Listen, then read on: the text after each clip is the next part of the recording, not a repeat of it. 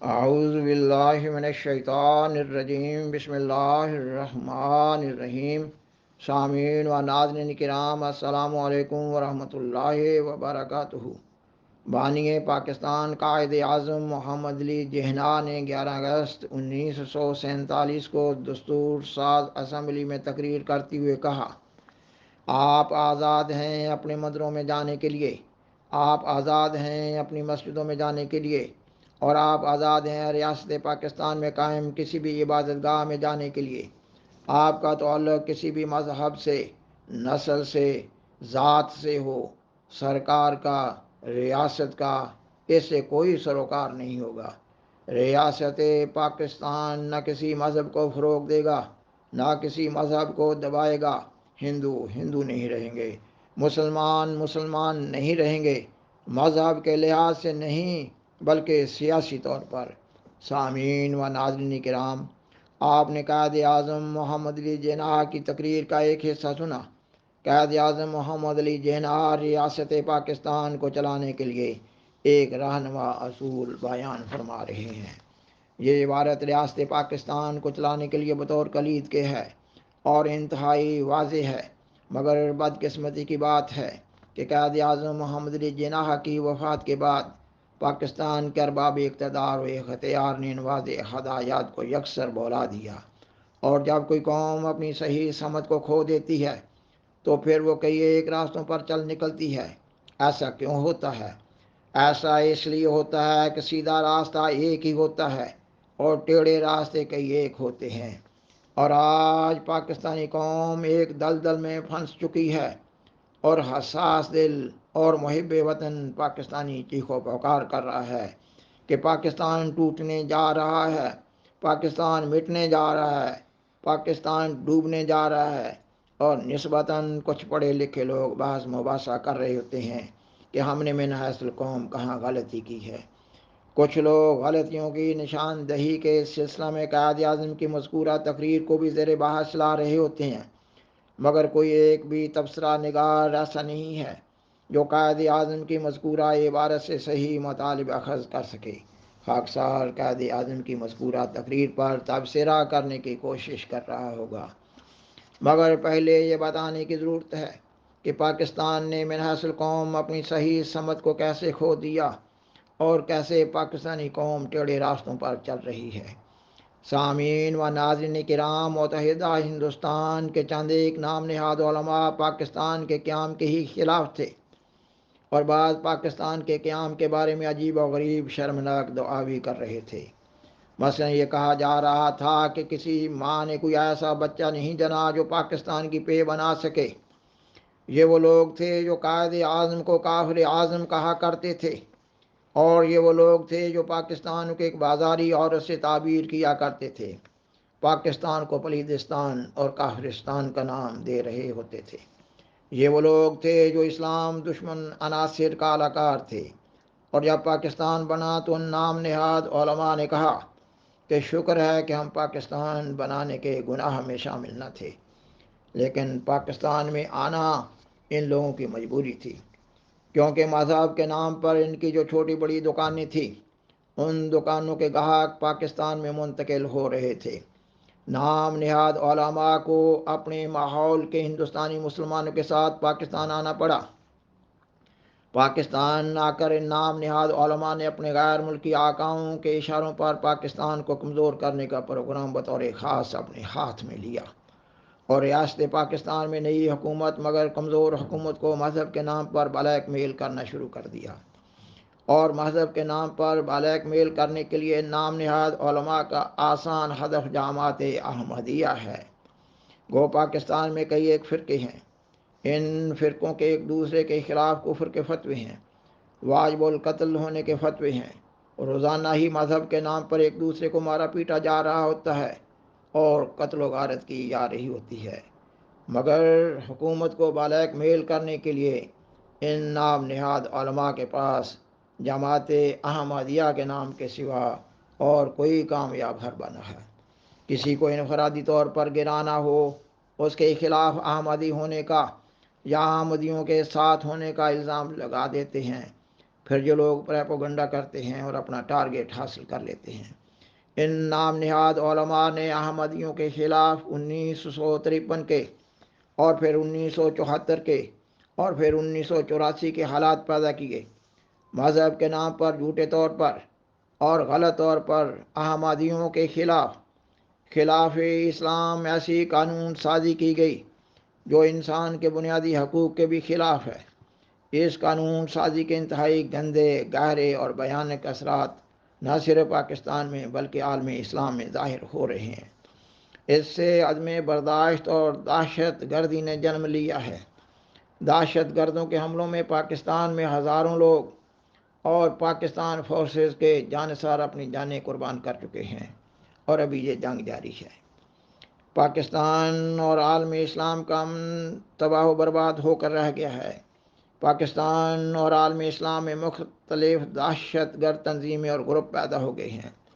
اس سے نہ صرف پاکستان کا، نہ صرف دیگر مسلم ممالک کا، بلکہ اسلام کا نام بھی بدنام ہو رہا ہے۔ سامعین و ناظرین کرام، کیونکہ پاکستان باوجود اپنی بعض کمزوریوں کے مسلم ممالک میں ایک ابھرتا ہوا نام ہے۔ ایک یہ کہ پاکستان کے بارے میں کہا جاتا ہے کہ یہ ملک اسلام کے نام پر بنا، اور دوسرے یہ کہ پاکستان ایک ایٹمی طاقت ہے۔ اب جب کہ بین الاقوامی سطح پر پاکستان کو ایک ناکام ریاست کے طور پر ذکر کیا جا رہا ہے، تو ان حالات میں بعض حساس دل اور محب وطن پاکستانی بالخصوص دایار غیر میں مقیم نسبتاً پڑھے لکھے لوگ اپنی غلطیوں کی من حیث القوم نشاندہی کرنے کی کوشش کر رہے ہوتے ہیں۔ یہ بحث مباحثہ کرنے والے لوگوں میں بعض سائنسدان بھی ہوتے ہیں، فلاسفر بھی ہوتے ہیں، پروفیسر بھی ہوتے ہیں، اور مذہبی عالم بھی ہوتے ہیں۔ ان میں سے کوئی بھی صحیح رنگ میں اپنی غلطی کی من حاصل قوم نشاندہی نہیں کر پا رہا ہوتا۔ ان لوگوں کی بحثیں ایسے عنوانات کے ارد گرد گھوم رہی ہوتی ہیں، یہ کہ ہم پاکستان میں اسلامی نظام نہیں لا سکے، ہم خلافت اسلامیہ قائم نہیں کر سکے، یہ کہ قائد اعظم اسلامی نظام لانے میں مخلص نہ تھے، اور یہ کہ قائد اعظم نے دو قومی نظریہ پیش کر کے مذہبی جماعتوں کو دھوکہ دیا اور پھر وہ اپنے وعدہ سے منحرف ہو گئے۔ یہ کہ آخر وہ سیاستدان ہی تو تھے۔ سیاستدان اپنے مقاصد کے حصول کے لیے ایسی باتیں کر ہی لیتے ہیں، کیونکہ یہ بحث مباحثہ کرنے والے سارے لوگ اپنا اصل راستہ بھول چکے ہیں، اس لیے صحیح نتیجہ تک نہیں پہنچ پا رہے۔ جبکہ قائد اعظم کی مذکورہ عبارت میں ریاست پاکستان کو چلانے کا رہنما اصول بڑے واضح رنگ میں دے دیا گیا ہے، اور ستم ظریفی یہ ہے کہ ہم من حیث القوم پاکستان کی تاریخ سے بھی کچھ نہیں سیکھ رہے۔ بھٹو جنرل ضیاء اسلام کا نعرہ لے کر اٹھے، کیونکہ وہ محض مذہب کا نام استعمال کر رہے تھے۔ اللہ تعالیٰ نے ان دونوں کو نشان عبرت بنا دیا، اور پھر باوجود کوشش کے عالم اسلام میں بالخصوص پاکستان میں نہ صرف اسلامی نظام اور خلافت اسلامیہ قائم نہیں کی جا سکی، بلکہ دہشت گرد گروپ پیدا ہو گئے ہیں۔ اب حالت یہ ہے کہ ایک مولوی حکومت سے اپنے مطالبات منوانے کے لیے ایک آواز لگاتا ہے، اپنے لوگوں کو اکٹھا کرتا ہے، اپنے ساتھ ملاتا ہے، اور حکومت گرانے کی دھمکی دیتا ہے اور اپنا مقصد حاصل کر لیتا ہے۔ حالت یہ ہے کہ سوائے ملا کے ہر پاکستانی خطرے میں ہے۔ حکومتی ارکان کو حکومتی وسائل پر سیکیورٹی گارڈز ملے ہوئے ہوتے ہیں، مگر ملا کی جو دہشت پاکستانی معاشرہ پر چھائی ہوئی ہے، اس کو سلمان تاثیر سابق گورنر پنجاب کے سانحہ سے بآسانی سمجھا جا سکتا ہے۔ حالت یہ ہے کہ ایک راہگیر اپنے ساتھی دوسرے راہگیر سے کسی بات پر ناراض ہو کر اگر اپنا حوصلہ کھو دیتا ہے تو اپنے ساتھی کے خلاف توہین مذہب یا توہین رسالت کا آوازہ لگاتا ہے، اور پھر لوگوں کا ہجوم بننے لگتا ہے، اور دیکھتے ہی دیکھتے اس کو روڑوں، اینٹوں، مکوں اور ٹھڈوں سے مار دیا جاتا ہے۔ ان حالات سے معلوم ہو رہا ہے کہ ملا نے پاکستانی قوم کو مذہب کے نام پر یرغمال بنا رکھا ہے، اور ان حالات میں سالہ سال سے بھٹو، زرداری اور شریف خاندان پاکستان کے وسائل کو لوٹ رہا ہے، اور محب وطن جماعت احمدیہ کے اچھے کردار کو ریاست پاکستان کے عمل دخل سے بکلی نکال دیا گیا ہے، اور اب یہ حالات پاکستان کو توڑنے کے درپے ہو رہے ہیں۔ سامعین و ناظرین کرام، قائد اعظم محمد علی جناح ایک عظیم انسان تھے، تاریخ ساز رہنما تھے، باصول اور راست گو سیاستدان تھے، غیر معمولی طور پر ذہین و فطین تھے، ایک نڈر انسان تھے، قانون پر اور سیاست پر ان کی گہری نظر تھی، وہ ایک مرد آہن تھے، اپنی قوم سے مخلص تھے، ان کے قول و فعل میں کوئی تضاد نہ تھا، بہت محنتی اور صاحب عزم و ہمت انسان تھے، الغرض لاتعداد خوبیوں کے مالک تھے، اور بین الاقوامی طور پر ان کی تمام خوبیوں کا اعتراف کیا گیا ہے۔ لیکن یہ ایک حقیقت ہے کہ وہ کوئی مذہبی لیڈر نہ تھے، صاحب کشف و الہام و وحی نہ تھے، ان کا دو قومی نظریہ سیاست کی بنیاد پر تھا، مذہب کی بنیاد پر نہ تھا۔ وہ ہندوستان میں بسنے والے زیادہ سے زیادہ مسلمانوں کے بنیادی حقوق محفوظ کرنا چاہتے تھے، یہ کہ جب انگریز ہندوستان سے جائیں تو ہندوستان کے سارے مسلمان ہندو کی غلامی میں نہ چلے جائیں۔ ہندوستان میں صرف ہندو اور مسلم ہی تو نہ تھے، دوسری اقوام بھی تھیں، مثلاً بدھسٹ تھے، سکھ تھے، عیسائی تھے، اور پارسی وغیرہ دوسری اقوام بھی تھی۔ قائد اعظم جانتے تھے کہ ہندوستان کی ایسی تقسیم نہیں ہو سکتی کہ ہندوستان میں کوئی بھی مسلمان نہ رہ جائے۔ مسلمانوں اور ہندوؤں کے مخصوص علاقوں کی بات ہو رہی تھی، نہ کہ سارے ہندوستان کی۔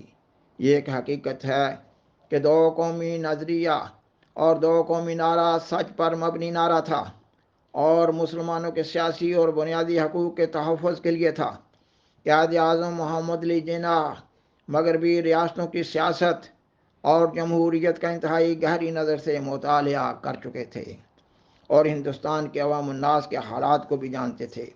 انہوں نے بخوبی جان لیا تھا کہ جب تک مغربی حکومتوں اور سیاست میں چرچ کا عمل دخل رہا، مغربی معاشرہ کئی الجھنوں کا شکار رہا۔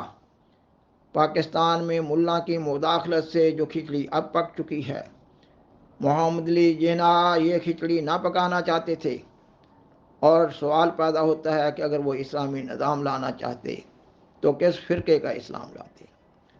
اس لیے انہوں نے اپنی تقریر میں کہا، ریاست کا کسی انسان کے مذہب سے کوئی سروکار نہ ہوگا، ہر انسان کا مذہب ہر انسان کا انفرادی معاملہ ہوگا، اور تجربہ شاہد ہے کہ مغربی ریاستوں میں کئی ایک ممالک سے آنے والے شہری امن و سکون سے رہ رہے ہوتے ہیں، اور ان کو اپنے اپنے مذہب پر عمل کرنے میں کوئی دقت پیدا نہیں ہوتی۔ اگر پاکستان میں بھی ایسی جمہوریت قائم ہو جاتی جیسا کہ قائد اعظم محمد علی جناح چاہتے تھے، تو پاکستان ایک ایسا مضبوط ملک ہوتا جو دنیا کے تمام انسانوں اور بالخصوص تمام مسلمانوں کے حقوق کی حفاظت کرنے والا ہوتا، کیونکہ پاکستانی قوم من حیث القوم حقیقی جمہوریت قائم کرنے میں ناکام ہو چکی ہے، اس لیے یہ قوم وساوس کا شکار ہے۔ سامعین و ناظرین کرام، بالآخر درخواست ہے کہ اس پروگرام کو دوسروں سے شیئر کریں، اور از راہ کرم اس چینل کو سبسکرائب کریں۔ جزاکم اللہ تعالی احسن الجزا، و آخر دعوانا ان الحمدللہ رب العالمین۔ شکریہ۔